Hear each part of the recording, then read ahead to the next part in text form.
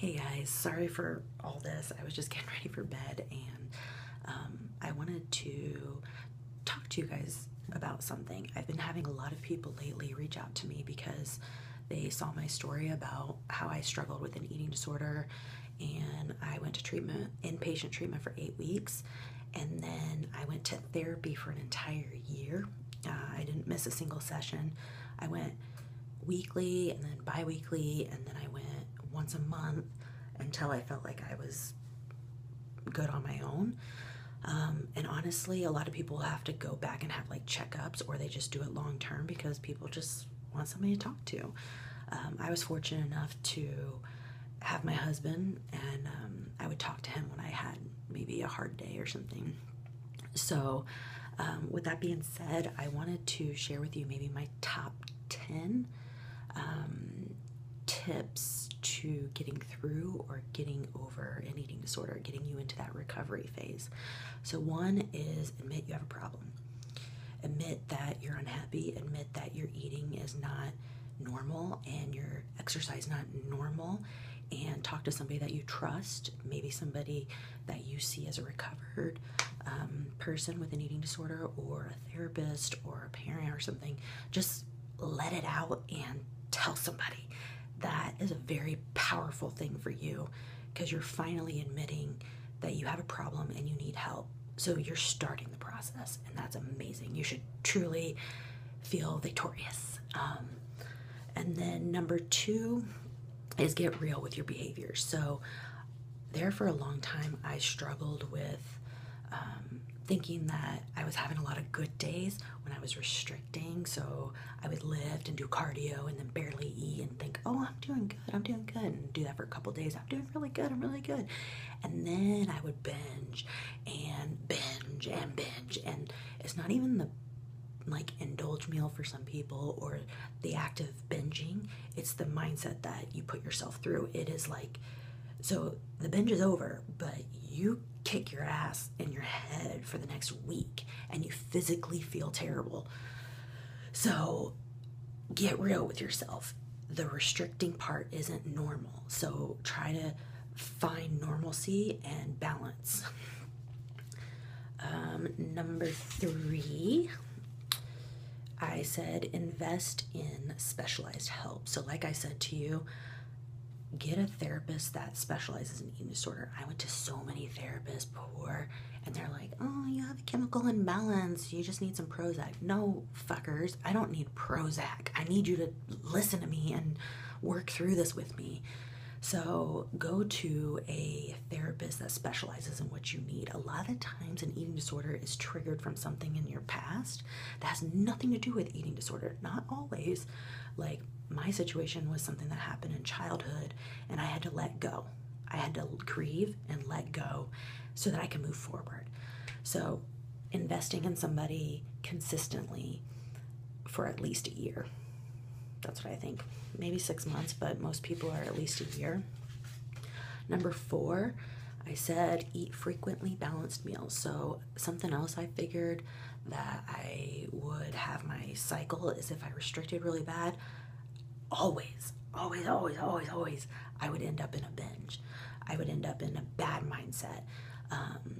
And then even when I would like restrict super hard, there would be points that I would kind of feel bad and I would try to get back to balance, but I messed up my hunger fullness cues like crazy. And then I would go to hide and I would eat massive amounts of food in my room where nobody could find me. So finding balance, prep your meals just like you would in contest prep. Prep your meals, always have food prepared. Don't catch yourself starving, have Quest bars or whatnot. Also, which is the next one actually. No, it's not. Number 5 is investing in self-help books. I remember I went to Barnes and Noble and I sat there for hours just reading eating disorder, happy self-help books, and it helped bring awareness and open up my eyes to things that I wouldn't have even thought about. So go there and read the back cover and maybe a few pages and figure out which books kind of resonate with you, and I say go for it. Number 6, realizing what is actually normal. So there for a long time, I didn't realize that, you know, my husband once said to me, we're gonna go swimming, blah blah, and I was in great shape, great shape. Like, it's normal to fluctuate like 10, 15 pounds, you know, throughout the year, maybe. Most people do, and I couldn't get comfortable with that because my weight doesn't define me. And so when he said, hey, we're gonna go out swimming, I'm like, oh crap, I need to go lose like 5 pounds, you know, and then we can kind of go. And he's like, are you crazy? You're gonna be the most fit person out there. And there was a huge shift in my head, like, I am crazy and I could go out there and be just fine. And then another thing was, he said, it's normal to every once in a while have a pint of ice cream before bed, you know? What's not normal is beating yourself up time and time and time again, and hiding and feeling shameful and isolated and restricting so hard that you binge beyond belief of being uncomfortable. I remember times that I would burp up like rotten eggs. That is not good. So you need to start thinking you can have these indulges, like when you feel like you can. If you've worked hard during the week and you have it on the weekend, you don't have to eat to the point where you're never going to have that again. I had to really realize that food's always going to be there, that I don't have to eat every ounce of every little bit that I have because tomorrow starts a new day. No, being able to break the cycle in the middle of a cycle is a powerful thing. So if you can do that, you are doing awesome.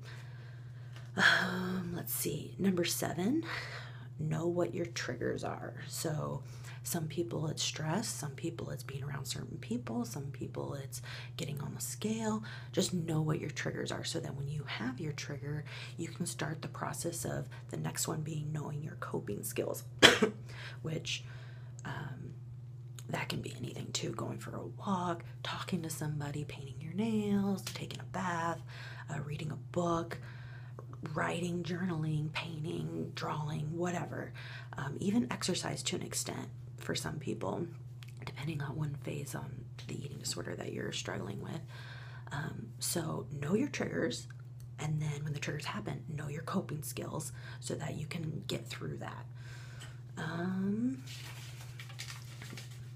Number 9, invest in a support system. So something I didn't realize is I had never seen somebody that was recovered, like a person with an eating disorder that was recovered.